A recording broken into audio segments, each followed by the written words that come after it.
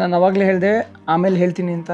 ಇದು ಮನುಷ್ಯರ ತಲೆಯ ಚಿಪ್ಪು ಕಾಣಿಸ್ತಿರ್ಬೋದು ನಿಮಗೆ ಹಿಂದೆ. ಅದಷ್ಟು ಗುಹೆ ಆಯಿತಾ, ಅದಷ್ಟು ಗುಹೆ ಒಳಗಡೆ ಈ ಮೊನೆಸ್ಟ್ರಿನ ಕಟ್ಟಿದ್ದಾರೆ. ಈ ಗುಹೆನಲ್ಲಿ ಚಳಿಗಾಲದಲ್ಲಿ ಆ ಬೆಟ್ಟದ ಮೇಲೆ ಅಲ್ಲಿ ನಿಮಗೆ ಒಂದೆರಡು ಮನೆಗಳ ಥರ ಕಾಣಿಸ್ತಿದೆಯಲ್ಲ, ಅಲ್ಲೊಂದು ಮೊನೆಸ್ಟ್ರಿ ಇದೆ. ಅಲ್ಲಿ ಬೇಸಿಗೆ ಕಾಲದಲ್ಲಿ ಕೂತು ತಪಸ್ ಮಾಡ್ತಾಯಿದ್ರು. ಇಲ್ಲಿ ಒಂದು ವಿಶೇಷವಾದಂತಹ ಉತ್ಪನ್ನವನ್ನು ನಾನು ನೋಡಿದೆ. ನೋಡಿ, ಹಚ್ಚು ಥರ ಕಾಣಿಸ್ತಿದೆ ಅಲ್ವಾ? ಈ ಹಚ್ಚು ಏನಕ್ಕೆ ಬಳಕೆ ಆಗ್ತಾ ಇತ್ತು ಅಂತಂದರೆ, ಮೊದಲೆಲ್ಲ ಪುರಾತನ ಕಾಲದಲ್ಲಿ ಫ್ಲಾಗ್ಗಳನ್ನು ನಾನು ಅಂದ್ಕೊಂಡಿದ್ದೆ ಕೂತ್ಕೊಂಡು ಬರಿತಾ ಇದ್ರು ಅಂತ. ಟಿಬೆಟಿಯನ್ ಬುದ್ಧಿಸಮಲ್ಲಿ ಬರೋ ಫ್ಲಾಗ್ ಬರುತ್ತಲ್ಲ, ಕೆಳಗಡೆ ತೋರಿಸ್ತೀನಿ.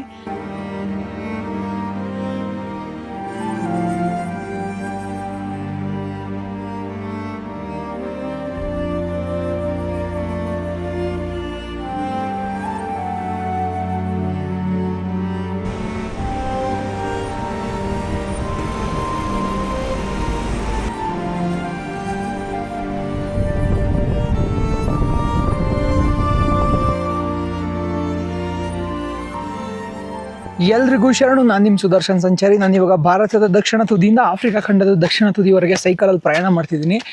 ಸದ್ಯಕ್ಕೆ ನಾನು ಹಿಮಾಚಲ್ ಪ್ರದೇಶದಲ್ಲಿದ್ದೀನಿ. ಹಿಮಾಚಲ್ ಪ್ರದೇಶದ ಕೆಲಾಂಗ್ ಅನ್ನೋ ಒಂದು ಊರಲ್ಲಿದ್ದೀನಿ.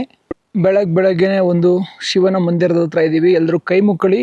ಈ ಬೆಟ್ಟದ ಮೇಲೆ ಒಂದು ವಿಶೇಷವಾಗಿರುವಂಥ ಮೊನೆಸ್ಟ್ರಿ ಇದೆ ಅಂತ ನಾನು ನಿನ್ನೆ ವಿಡಿಯೋದಲ್ಲಿ ಹೇಳಿದ್ದೆ. ಯಾರ್ಯಾರು ನಿನ್ನೆ ವಿಡಿಯೋ ನೋಡಿಲ್ಲ ದಯವಿಟ್ಟು ಹೋಗಿ ನೋಡಿ.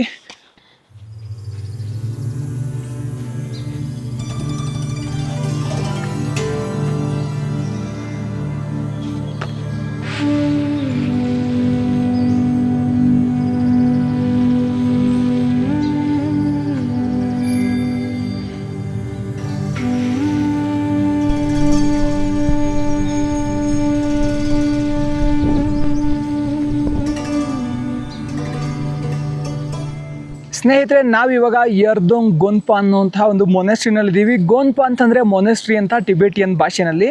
ನೋಡಿ, ನೀವು ನನ್ನ ಹಿಂದೆ ಏನು ನೋಡ್ತಿದ್ದೀರಲ್ವ, ಇದೇ ಆ ಮೊನೆಸ್ಟ್ರಿ. ಆ ಮೊನೆಸ್ಟ್ರಿ ಒಂದು ದೊಡ್ಡ ಗುಹೆ ಒಳಗಡೆ ಇದೆ. ಕಾಣಿಸ್ತಿರ್ಬೋದು ನಿಮಗೆ ಹಿಂದೆ. ಅದಷ್ಟು ಗುಹೆ ಆಯಿತಾ, ಅದಷ್ಟು ಗುಹೆ ಒಳಗಡೆ ಈ ಮೊನೆಸ್ಟ್ರಿನ ಕಟ್ಟಿದ್ದಾರೆ. ನೋಡಿ, ಅಲ್ಲಿಂದ ಶುರುವಾಗಿದ್ದಂತಹ ಗುಹೆದು ತುಂಬ ದೊಡ್ಡ ಗುಹೆ. ಆ ದೊಡ್ಡ ಗುಹೆ ಒಳಗಡೆ ಈ ಬೃಹತ್ ಮೊನೆಸ್ಟ್ರಿಯನ್ನು 18ನೇ ಶತಮಾನದಲ್ಲಿ ಕಟ್ಟಲಾಗುತ್ತೆ.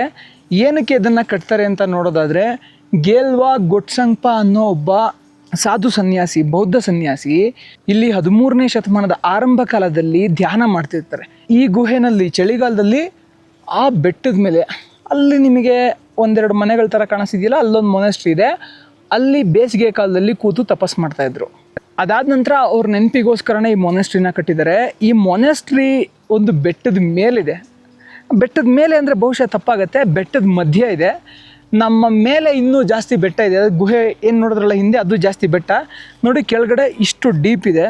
ನಾನು ಇವಾಗ ಅಷ್ಟು ಡೀಪಿಂದ ರೋಡ್ ಕಾಣಿಸ್ತಾ ಇಲ್ಲ ಅಲ್ಲಿ ಓಕೆ, ಇದು ಕಾಣಿಸ್ತಿದೆಯಲ್ಲ, ಸ್ವಲ್ಪ ಬೆಳೆ ಬೆಳೀತಿರೋದು ಕಾಣಿಸ್ತಿದೆಯಲ್ಲ, ಅಲ್ಲಿ ನೋಡ್ರಿ, ಅಲ್ಲೊಂದು ರೋಡ್ ಇದೆಯಲ್ಲ, ಆ ರಸ್ತೆಯಿಂದ ನಾನು ಇಲ್ಲಿವರೆಗೂ ಹತ್ಕೊಂಡು ಬಂದೆ. ದಾರಿ ತುಂಬ ಪ್ರಶಾಂತವಾಗಿದೆ. ಮೆಡಿಟೇಷನ್ ಮಾಡೋರ್ಗಂತೂ ತುಂಬ ಸೂಕ್ತವಾದಂತಹ ಜಾಗ. ಇಲ್ಲಿ ಬಂದು ತುಂಬ ಜನ ಮೆಡಿಟೇಷನ್ ಮಾಡ್ತಾರೆ. ನಾನು ಏನಕ್ಕೆ ಇದನ್ನು ಎಕ್ಸ್ಪ್ಲೋರ್ ಮಾಡಿದೆ ಅಂತಂದರೆ, ಇದೊಂದು ಆಫ್ ಬಿಟ್ ಪ್ಲೇಸ್. ತುಂಬ ಜನ ಬರೀ ದೊಡ್ಡ ದೊಡ್ಡ ಮೊನೆಸ್ಟ್ರಿಗಳನ್ನ ಅಷ್ಟೇ ನೋಡ್ಕೊಂಡು ಹೋಗ್ತಾರೆ. ಇದು ಒಂದು ಚಿಕ್ಕ ಮೊನೆಸ್ಟ್ರಿ. ಎಷ್ಟೊಂದು ಜನ ಇಲ್ಲೇ ಅಂದರೆ ಅಕ್ಕಪಕ್ಕ ಜಿಲ್ಲೆಯಲ್ಲಿರೋಂಥವ್ರಿಗೆ ಎಷ್ಟೊಂದು ಜನಕ್ಕೆ ಗೊತ್ತಿಲ್ಲ ಇಷ್ಟು ಒಂದು ಗುಹೆ ಒಳಗಡೆ ಒಂದು ಮೊನೆಸ್ಟ್ರಿಯನ್ನು ಮಾಡಿ ಇಲ್ಲಿ ಧ್ಯಾನ ಮಾಡಲಾಗುತ್ತೆ ಅಂತ. काम करते हैं? मैं भी मॉन्क हूँ। आप भी मॉन्क हो? मॉन्क हूँ। आप शादी नहीं किया? नहीं करना है? नहीं करना है? नहीं, पूरी ಜೀವನ ಅಷ್ಟೇ. ಒಂದು ಮೊನೆಸ್ಟ್ರಿ ಒಳಗಡೆ ಏನೇನಿರುತ್ತೆ ಅಂತ ನೋಡೋಣ. ನೋಡಿ, ಇದು ಕೆಳಗಡೆ ಕೂತ್ಕೊಂಡು ಅವ್ರ ಮುಂದೆ ಇಟ್ಕೊಂಡು ಪುಸ್ತಕಗಳನ್ನು ಓದೋದಕ್ಕೆ. ಇದು ಪುಸ್ತಕಗಳನ್ನು ಇಟ್ಕೊಳ್ಳೋದಕ್ಕೆ ಇವೆಲ್ಲ. ನೀವು ಇಲ್ಲಿ ನೋಡ್ತಾ ಇರ್ಬೋದು. ಇದೇನು ಅಂತ ನಾನು ಕೊನೆಗೆ ಹೇಳ್ತೀನಿ, ನೀವು ಹಾಗೇನೆ ಗೆಸ್ ಮಾಡಿ. ಮೆಡಿಕಲ್ ಸ್ಟೂಡೆಂಟ್ಸ್ಗೆಲ್ಲ ಗೊತ್ತಿರುತ್ತೆ, ಆದ್ರೂ ವಿಜ್ಞಾನದ ಬಗ್ಗೆ ಸ್ವಲ್ಪ ಗೊತ್ತಿದ್ದವ್ರಿಗೆ ಇದೆಲ್ಲ ಅರ್ಥ ಆಗುತ್ತೆ. ಅದೇನು ಅಂತ ಗೆಸ್ ಮಾಡಿ, ಕೊನೆಗೆ ಅದ್ರ ಬಗ್ಗೆ ಹೇಳ್ತೀನಿ. ನೋಡಿ, ಇದು 200 ವರ್ಷಗಳ ಹಿಂದೆ ಕಟ್ಟಿರೋದ್ರಿಂದ ಅವಾಗೆಲ್ಲ ಮರವನ್ನು ಯೂಸ್ ಮಾಡಿ ಕಟ್ಟಿದ್ದಾರೆ. ಕೆಳಗಡೆನೂ ಅಷ್ಟೇ. ಇವಾಗ ಸ್ವಲ್ಪ ಫ್ಲೋರಿಂಗ್ ಎಲ್ಲ ಚೇಂಜ್ ಮಾಡಿರ್ಬೋದು, ಆದರೆ ಇದು ಸಹಿತ ಸಂಪೂರ್ಣವಾಗಿ ಮರದಿಂದ ಕಟ್ಟಲಾಗಿರುವಂಥದ್ದು. ನೀವು ಇಲ್ಲೇ ನೋಡ್ತಿದ್ದೀರಾ, ಇವರು ಪದ್ಮಸಂಭವ. ಟಿಬೆಟಿಯನ್ ಬುದ್ಧಿಸಮಲ್ಲಿ ಬರುವಂತಹ ಒಂದು ಮೇನ್ ಡಯಟ್ ಇವರೇನೆ. ಅವರು ಕೂಡ ಪದ್ಮಸಂಭವ, ಎರಡೂ ಸೇಮ್. ಇವರು ಮಿಟುಪ ಅಂತ. ಮತ್ತು ಇವರು ಇಲ್ಲಿರುವಂಥವ್ರು, ಇವ್ರನ್ನ ನಿಮಗೆ ಕ್ಲೀನಾಗಿ ತೋರಿಸ್ಬೇಕು. 13ನೇ ಶತಮಾನದ ಆರಂಭ ಕಾಲದಲ್ಲಿ ಇಲ್ಲಿ ತಪ ಜಪ ಮಾಡ್ತಿದ್ದಂಥವ್ರು ಇವರೇನೆ. ಬೆಳಗ್ಗೆ ಮತ್ತು ಸಂಜೆಯಲ್ಲಿ ಪೂಜಾ ಪರಿಪಾಠಗಳು ನಡೆಯುತ್ತೆ. ಇಲ್ಲಿ ಒಂದು ವಿಶೇಷವಾದಂತಹ ಉತ್ಪನ್ನವನ್ನು ನಾನು ನೋಡಿದೆ. ನೋಡಿ, ಹಚ್ಚು ಥರ ಕಾಣಿಸ್ತಿದೆಯಲ್ವಾ? ಈ ಹಚ್ಚು ಏನಕ್ಕೆ ಬಳಕೆ ಆಗ್ತಾ ಇತ್ತು ಅಂತಂದರೆ, ಮೊದಲೆಲ್ಲ ಪುರಾತನ ಕಾಲದಲ್ಲಿ ಫ್ಲಾಗ್ಗಳನ್ನು ನಾನು ಅಂದ್ಕೊಂಡಿದ್ದೆ ಕೂತ್ಕೊಂಡು ಬರಿತಾ ಇದ್ರು ಅಂತ. ಟಿಬೆಟಿಯನ್ ಬುದ್ಧಿಸಮಲ್ಲಿ ಬರೋ ಫ್ಲಾಗ್ ಬರುತ್ತಲ್ಲ, ಕೆಳಗಡೆ ತೋರಿಸ್ತೀನಿ. ಆ ಫ್ಲಾಗ್ಗಳನ್ನು ಇದ್ರ ಮೇಲೆ ಲಿಂಕ್ ಹಚ್ಬಿಟ್ಟು ಈ ಥರ ಹಚ್ಚಾಕ್ತಾ ಇದ್ರು, ಈ ಥರ. ಆದರೆ ಇವಾಗೆಲ್ಲ ಕಂಪ್ಯೂಟರೈಸ್ಡ್ ಆಗಿಬಿಟ್ಟು ಎಲ್ಲ ಪ್ಲಾಸ್ಟಿಕ್ನ ಯೂಸ್ ಮಾಡ್ತಿದ್ದೀವಿ. ನೀವಿಲ್ಲಿ ಗಮನಿಸ್ತಾ ಇರ್ಬೋದು, ಈ ಥರ 3 ಗೆರೆ ಇದೆ ಇಲ್ಲಿ. ಇನ್ನೂ ಪಕ್ಕದಲ್ಲಿ ಇಲ್ಲೊಂದು ಗೆರೆ ಇದೆ, ಅದು 4 ಇದೆ, ಆದರೆ ಅದು ಕಟ್ಟಾಗಿ ಹೋಗ್ಬಿಟ್ಟಿದೆ. ಇಲ್ಲಿ ಇವ್ರು ಏನು ಗುರು ಇದ್ರಲ್ಲ, ಅವರು ಕೆರೆದು ಈ ಥರ ಮಾಡಿರೋದಂತೆ. ತುಂಬ ಶಕ್ತಿ ಇರುತ್ತಂತೆ ಮೆಡಿಟೇಷನ್ ಎಲ್ಲ ಮಾಡುವಾಗ. ನಾನು ಅವಾಗಲೇ ಹೇಳಿದೆ, ಆಮೇಲೆ ಹೇಳ್ತೀನಿ ಅಂತ. ಇದು ಮನುಷ್ಯರ ತಲೆಯ ಚಿಪ್ಪು. ಇಲ್ಲಿ ಅಮೃತ, ಪೂಜೆ ಮಾಡುವಾಗ ಅಮೃತವನ್ನು ಇದರೊಳಗಡೆ ಹಾಕಿ ಪೂಜೆ ಮಾಡ್ತಾರಂತೆ. ನೋಡ್ರಪ್ಪ, ಇದು ಮನುಷ್ಯನ ತಲೆ.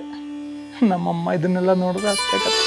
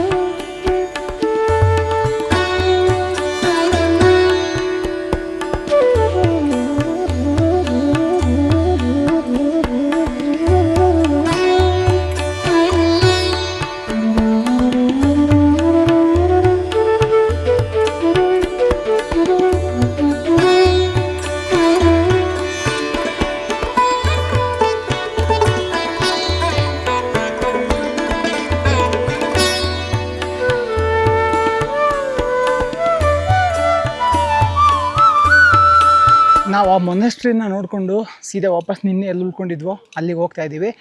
ಇವಾಗ ಇಲ್ಲೇ ಒಂದು ಸ್ವಲ್ಪ ಊಟ ಮಾಡ್ಕೊಂಬಿಟ್ಟು ಮತ್ತೆ ವಾಪಸ್ ಕೆಳಗೆ ಹೋಗ್ತಿದ್ದೀನಿ. ನಿನ್ನೆ ಬಂದಿದ್ದ ರೋಡಲ್ಲೇ ವಾಪಸ್ ಹೋಗ್ತಿದ್ದೀನಿ. ನಾನು ಯಾಕೆ ವಾಪಸ್ ಹೋಗ್ತಿದ್ದೀನಿ ಅಂತ ಕೇಳಿದ್ರೆ ನಿಮ್ಗೆ ಸಖತ್ ಖುಷಿ ಆಗುತ್ತೆ. ವೀಡಿಯೋನೂ ಅಲ್ಲಿ ಮಸ್ತಿದೆ. ಸೊ ಅದನ್ನು ನಾನು ನಿಮಗೆ ತೋರಿಸ್ಬೇಕಿತ್ತು. ಅಲ್ಲಿ ಏನೋ ಒಂದು ನಡೀತಿದೆ, ಅದಕ್ಕೋಸ್ಕರ ಹೋಗ್ತಿದ್ದೀನಿ. ಅದು ಟಿಬೆಟಿಯನ್ ಬುದ್ಧಿಸಮಲ್ಲಿ ಸಖತ್ ಫೇಮಸ್ ಅದು. ಓಕೆ, ನೋಡೋಣ ಹೆಂಗಿರುತ್ತೆ ಅಂತ.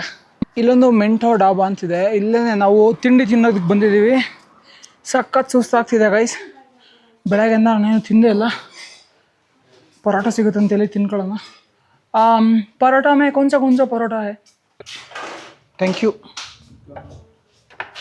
ನಮಗೆ ಮೊಸರು, ಮೊಟ್ಟೆ ಪರೋಟ, ಪಕ್ಕದಲ್ಲಿ ಒಂದು ಒಳ್ಳೆ ವ್ಯೂ. ಸಖತ್ತಾಗಿದೆ ಅಲ್ವಾ? ಹೇಳೋದು ಮರ್ತ್ಬಿಟ್ಟೆ ಗುರು. ಇಲ್ಲಿ ಚಟ್ನಿ ಇಟ್ಟಿದ್ದಾರೆ. ಈ ಚಟ್ನಿ ಹಾಕ್ಕೊಂಡು ತಿಂದರೆ ಇನ್ನೂ ಚೆನ್ನಾಗಿರುತ್ತೆ. ಇಲ್ಲಿ ನೋಡಿ, ಈ ಚಟ್ನಿ ಸ್ವಲ್ಪ ಖಾರ ಇರುತ್ತೆ, ಖಾರದ ಚಟ್ನಿ. ನನಗೆ ಖಾರ ಅಂದರೆ ಇಷ್ಟ. ಬನ್ನಿ, ಮೊಟ್ಟೆ ಪರೋಟವನ್ನು ಚಟ್ನಿ ಜೊತೆ ಹತ್ಕೊಂಡು ಈ ಥರ ಆರಿಸ್ಕೊಂಡು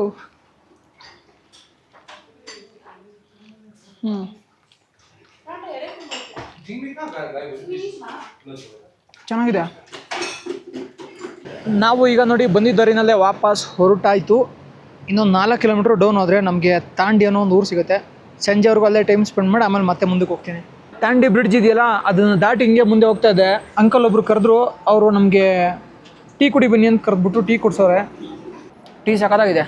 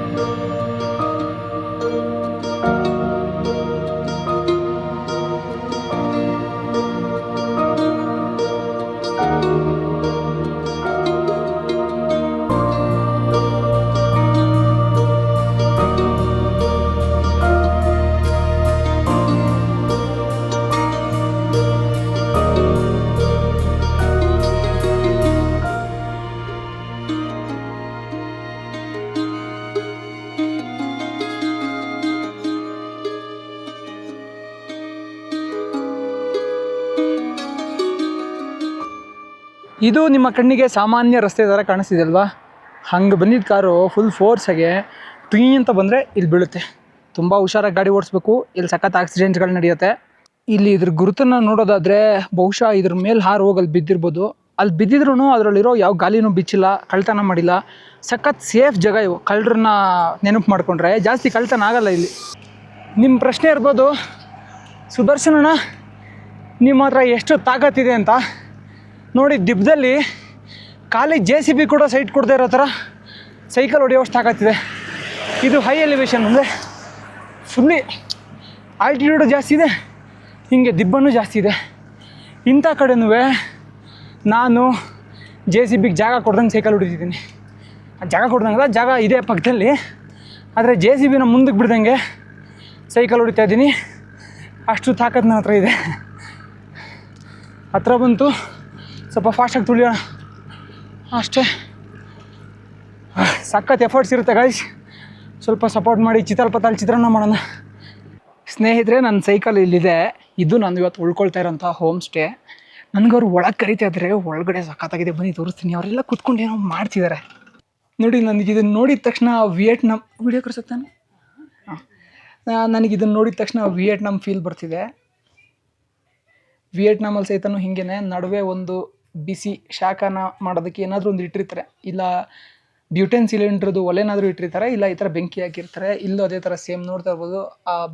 ಇದೆಲ್ಲ ಹೊಗೆ ಎಲ್ಲ ಮೇಲೆ ಹೋಗೋದಕ್ಕೆ ವ್ಯವಸ್ಥೆ ಮಾಡಿದ್ದಾರೆ. ನನಗೆ ಬಂದಿದ ತಕ್ಷಣ ಒಂದು ನಮ್ಮ ಮನೆಗೆ ಯಾರಾದರೂ ಬಂದರೆ ಏನಾದರೂ ಕೊಡ್ತೀವಲ್ವ, ಇಲ್ಲಿ ಹಾಲು ಕೊಡ್ತಾರೆ, ಮತ್ತು ಹಾಲು ಜೊತೆಗೆ ಒಂದು ಬಾಳೆಹಣ್ಣು ಕೊಟ್ಟಿದ್ದಾರೆ. ಇವರೇ ಸರ್ ನಿಮ್ಮ ಹೆಸರು? ಸೂರಜ್.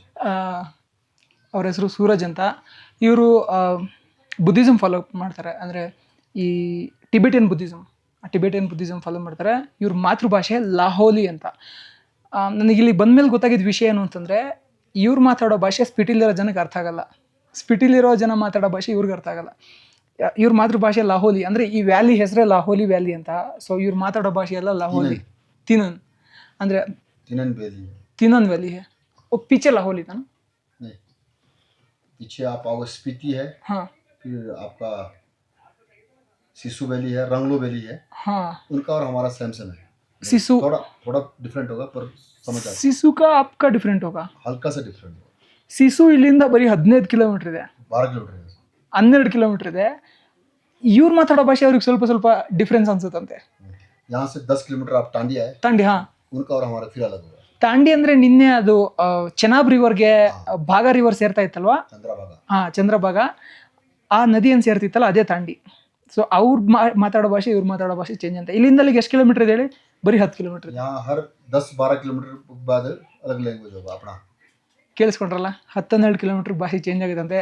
ಬನ್ನಿ ಇವಾಗ ಹಾಲನ್ನ ಟ್ರೈ ಮಾಡೋಣ. ಅವ್ರು ಸಕ್ಕರೆ ಹಾಕ್ಕೊಡ್ತೀನಿ ಅಂದರು, ನಾನೇ ಬೇಡ ಅಂತ ಹೇಳಿದೆ. ನೀವು ಇಲ್ಲಿ ನೋಡ್ತಾ ಇರ್ಬೋದು, ಇದು ಒಲೆ. ಈ ಒಲೆನಲ್ಲಿ ಇಲ್ಲಿ ನಿಮಗೆ ತೋರಿಸ್ತೀನಿ ನೋಡಿ, ಇಲ್ಲೇನು ರೌಂಡ್ ಕಾಣಿಸ್ತಿದ್ದೀರಾ ಅಲ್ಲಿ ಮಾತ್ರ ಶಾಖ ಬರುತ್ತೆ, ಆಯಿತಾ? ಇದನ್ನ ಇಡೋಣ, ಸಖತ್ ವಜೆ ಇದೆ ಅದು. ಅಲ್ಲಿ ಶಾಖ ಬಂದಾದ್ಮೇಲೆ ಇದೇನು ನೋಡ್ತಿದ್ದೀರಾ, ಇದು ಮೋಮೋಸ್ ಮಾಡೋದಕ್ಕೆ. ನಮ್ಮ ಕಡೆ ಎಲ್ಲ ರೋಡ್ ಸೈಡ್ ಇಟ್ಕೊಂಡಿರ್ತಾರಲ್ವ ಮೋಮೋಸು, ಅದೇ ಥರ. ಇಲ್ಲಿ ನೋಡಿ, ಇದಕ್ಕೆ ಏನು ಹಾಕೋರಿ ಅಂದರೆ ಈ ಎಲೆಕೋಸು. ಆ ಎಲೆಕೋಸನ್ನ ಚೆನ್ನಾಗಿ ಕಟ್ ಮಾಡಿಬಿಟ್ಟು, ಫುಲ್ ಚಿಕ್ಕದಾಗಿ ಕಟ್ ಮಾಡಿಬಿಟ್ಟು, ಅದ್ರ ಜೊತೆ ಪನ್ನೀರನ್ನ ಮಿಕ್ಸ್ ಮಾಡಿ ಅದಕ್ಕೆ ಒಗ್ಗರಣೆ ಹಾಕಿ, ಅಂದರೆ ತಡ್ಕ ಹಾಕಿ ಅದಕ್ಕೆ ರೆಡಿ ಇಟ್ಕೊಂಡಿದ್ದಾರೆ. ರೆಡಿ ಇಟ್ಕೊಂಡಾದ್ಮೇಲೆ ಇಲ್ಲಿ ಎಲೆನ ಉದ್ಬಿಟ್ಟು, ಹೋಳಿಗೆ ಎಲೆ ಉದ್ದಂಗೆ, ಕರಿಗಡುಬು ಎಲೆ ಉದ್ದಂಗೆ ಉದ್ಬಿಟ್ಟು, ಕರಿಗಡುಬು ಹೆಂಗೆ ನಮ್ಮಲ್ಲಿ ಕೈಯಲ್ಲಿ ತುಂಬ್ತಾರೋ ಅದೇ ಥರ ತುಂಬಿಬಿಟ್ಟು ಇಲ್ಲಿ ನೋಡ್ತಾ ಇರ್ಬೋದು ಹೆಂಗಿಟ್ಟವ್ರು ನೋಡಿ. ಇಲ್ಲಿ ಇಟ್ಟವ್ರಲ್ಲ, ಇದನ್ನು ಇಡ್ಲಿ ಬೇಯಿಸ್ದಂಗೆ ಬೇಯಿಸ್ತಾರೆ. ಅದಾದಮೇಲೆ ವೆಜ್ ಮೋಮೋಸ್ ರೆಡಿ ಆಗುತ್ತೆ. ಆವಾಗಲೇ ಏನು ವೆಜ್ ಮೋಮೋಸ್ ಮಾಡ್ತಾಯಿದ್ರಲ್ವ ನೋಡಿ, ಇವ್ರ ಮನೇಲಿ ಮಾಡೋ ವೆಜ್ ಮೋಮೋಸ್ ಹಿಂಗಿರುತ್ತೆ. ಇದನ್ನು ಈ ಥರ ತಗೊಂಡು, ಚಟ್ನಿ ಇದು ಎಲ್ಲ ಕಡೆನೂ ಸೇಮ್ ಇರುತ್ತೆ, ಮೆಣಸಿನ್ಕಾಯಿನಲ್ಲಿ ಮಾಡಿರೋ ಚಟ್ನಿ. ಆ ಚಟ್ನಿನ ಈ ಥರ ತಿನ್ನೋದು.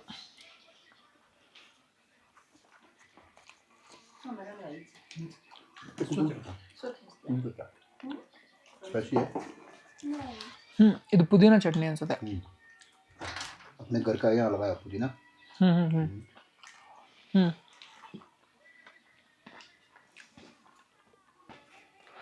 मेरे को सॉस नहीं चाहिए. नीचे. हाँ, नहीं, मैं डालूंगा. ನೋಡಿ ನೀವೇನು ನೋಡ್ತಾ ಇದ್ದೀರಾ, ಇದು 5 ಜನ ಉಳ್ಕೊಳ್ಳೋಂಥ ರೂಮ್ ಇವ್ರ ಹತ್ರ ಇರೋದು. ಇಲ್ಲಿ ಮೌಂಟೇನ್ ವ್ಯೂ ಇದೆ, ಬೆಳಗ್ಗೆ ತೋರಿಸ್ತೀನಿ. ಸದ್ಯಕ್ಕೆ ಸಿಂಗಲ್ ಬೆಡ್ ಮೇಲೆ ಮಲ್ಕೋತೀನಿ. ಫುಲ್ ನಿದ್ದೆ ಬಂದುಬಿಟ್ಟಿದೆ ಗೈಸ್, ಸಖತ್ ಟಯರ್ಡ್ ಆಗಿದೆ ಇವತ್ತು. ನಾನು ತುಂಬ ವೀಡಿಯೋದಲ್ಲಿ ತೋರಿಸಿಲ್ಲ, ಬಟ್ ಸಖತ್ ಟಯರ್ಡ್ ಆಗಿದೆ ಬಿಕಾಸ್ ಸರಿಯಾಗಿ ಊಟ ಮಾಡೋಕ್ಕಾಗಲಿಲ್ಲ ನಂಗೆ. ಹಾಗಾಗಿ ರಾತ್ರಿನೂ ಅಷ್ಟೇ ಇವ್ರ ಮನೆಗೆ ಏನು ಅನ್ಕೋತಾರೆ ಅನ್ನೋದು ಸ್ವಲ್ಪ ಸಂಕೋಚ ಪಟ್ಕೊಂಡು ಕಡಿಮೆ ತಿಂದೆ. ಯಾವಾಗಾದರೂ ಒಂದು ದಿವಸ ಅಜಯ್ ಅಣ್ಣ ಅವ್ರ ವೀಡಿಯೋದಲ್ಲಿ ಅವ್ರ ವೀಡಿಯೋದಲ್ಲಿ ಹೇಳ್ಬೋದು ನಾನು ಹೆಂಗೆ ತಿಂತೀನಿ ಅಂತ. Anyway thanks to air truck vlog viewers, ತುಂಬ ಸಪೋರ್ಟ್ ಮಾಡ್ತಿದ್ದೀರಾ. Keep supporting guys. Thanks to Ajay ಅಣ್ಣ ಒನ್ಸ್ ಅಗೇನ್. ಸಿಗೋಣ ಗೈಸ್ ನಾಳೆ. ದಯವಿಟ್ಟು ಈ ವಿಡಿಯೋನ ಲೈಕ್, ಶೇರ್, ಸಬ್ಸ್ಕ್ರೈಬ್ ಮಾಡಿ, ಹೈಪ್ ಮಾಡಿ. ಎಲ್ರಿಗೂ ಒಳ್ಳೇದಾಗಲಿ. ಜೈ ಕರ್ನಾಟಕ ಮಾತೆ. ಅಂದಂಗೆ ನಾಳೆ ಏನು ವಿಶೇಷ, ಏನಕ್ಕೆ ಇಷ್ಟೊಂದೆಲ್ಲ ಕಷ್ಟಪಡ್ತಿದ್ದೀನಿ ಅಂತ ಹೇಳೋದನ್ನು ಮರ್ತೇ ಬಿಟ್ಟಿದೆ. ಏನು ವಿಶೇಷ ಅಂದರೆ ಇಲ್ಲೊಂದು ಬುದ್ಧಿಸ್ಟ್ ಫೆಸ್ಟಿವಲ್ ನಡೀತಿದೆ. ಆ ಫೆಸ್ಟಿವಲ್ ಹೆಂಗಿರುತ್ತೆ ಅಂದರೆ, ಐ ಥಿಂಕ್ ಕನ್ನಡದಲ್ಲಿ ಯಾರೋ ಅದ್ರ ಬಗ್ಗೆ ವಿಡಿಯೋ ಮಾಡಿಲ್ಲ ಅಂತ. ಐ ಆಮ್ ದ ಫಸ್ಟ್ ಗಾಯ್ ಅನಿಸುತ್ತೆ. ಯಾಕಂದರೆ ಈ ಥರದ್ದನ್ನೆಲ್ಲ ಹುಡುಕಿ ಮಾಡೋದು ತುಂಬ ಕಡಿಮೆ ಕನ್ನಡದಲ್ಲಿ. ಸೊ ತೋರಿಸ್ತೀನಿ ನಾಳೆ ಬೆಳಗ್ಗೆ ಗೈಸ್. ಸಿಗೋಣ. ಬಾಯ್ ಬಾಯ್.